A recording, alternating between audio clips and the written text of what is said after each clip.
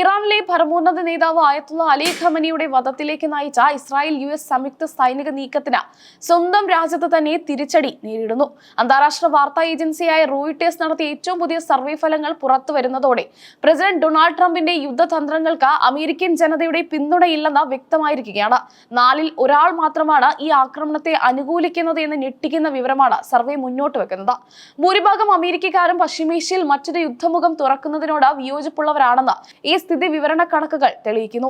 ഏകദേശം 43% അമേരിക്കക്കാരും ട്രംപിന്റെ ഈ നീക്കത്തെ രൂക്ഷമായ ഭാഷയിലാണ് വിമർശിക്കുന്നത്.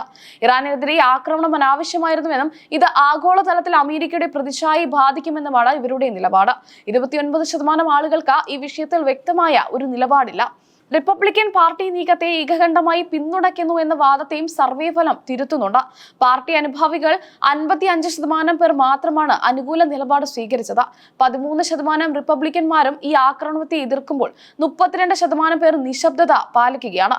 യുദ്ധം അമേരിക്കയുടെ ആഭ്യന്തര സമ്പദ് വ്യവസ്ഥയെ തകർക്കുമെന്ന ഭയം ജനങ്ങൾക്കിടയിൽ ശക്തമാണ്. പശ്ചിമേഷ്യയിലെ സംഘർഷം മൂലം ഇന്ധനവില വർദ്ധിച്ചാൽ അത് ട്രംപ് ഭരണകൂടത്തിന് വലിയ രാഷ്ട്രീയ തിരിച്ചടിയാകും. 45% അമേരിക്കക്കാരും ഗ്യാസ് എണ്ണ വർധനവുണ്ടായാൽ ട്രംപിനെതിരെ തിരിയുമെന്ന് സർവേയിൽ വ്യക്തമാക്കി.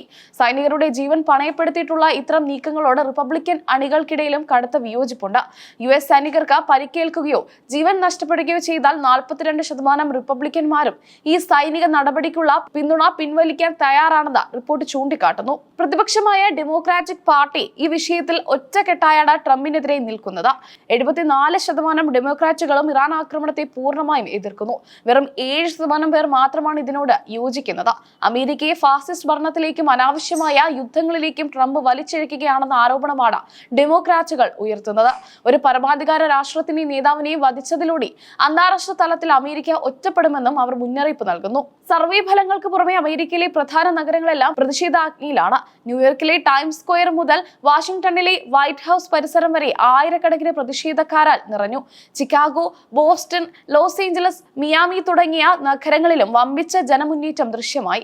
വിദ്യാഭ്യാസത്തിന് പണം നൽകുക, യുദ്ധത്തിനല്ല എന്നതായിരുന്നു പ്രധാന മുദ്രാവാക്യം. വിദേശ രാജ്യങ്ങളിൽ ബോംബുകൾ വർഷിക്കുന്നതിന് കോടിക്കണക്കിന് ഡോളർ ചെലവഴിക്കുന്നതിന് പകരം അത് ആഭ്യന്തര വളർച്ചയ്ക്കും ആരോഗ്യ മേഖലയ്ക്കും വിനിയോഗിക്കണമെന്ന് അമേരിക്കൻ ജനത ആവശ്യപ്പെടുന്നു.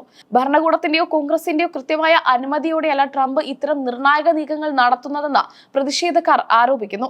സ്വന്തം രാഷ്ട്രീയ താല്പര്യങ്ങൾക്കും പ്രതിച്ഛായ വർദ്ധിപ്പിക്കുന്നതിനുമായി ട്രംപ് സ്വയം തീരുമാനങ്ങൾ കൈക്കൊള്ളുകയാണെന്നാണ് ഉയരുന്ന വിമർശനം. ട്രംപിന്റെ യുദ്ധവെറി ലോകസമാധാനത്തിന് ഭീഷണിയാണെന്ന് പ്ലക്കാർഡുകൾ ഏന്തിയ പ്രതിഷേധക്കാർ വിളിച്ചു പറയുന്നു.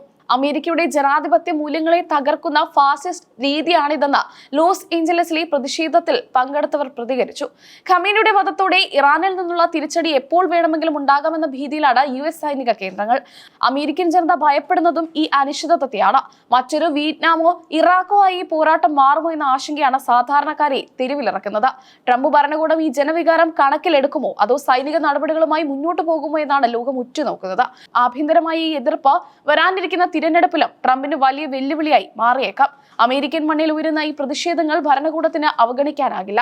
ആഗോള രാഷ്ട്രീയത്തിലെ ചാണക്യൻ എന്ന് സ്വയം വിശേഷിപ്പിക്കുന്ന ട്രംപിന് സ്വന്തം വീട്ടിലെ തീ അണയ്ക്കുക എന്നത് വലിയ കടമ്പയായിരിക്കും.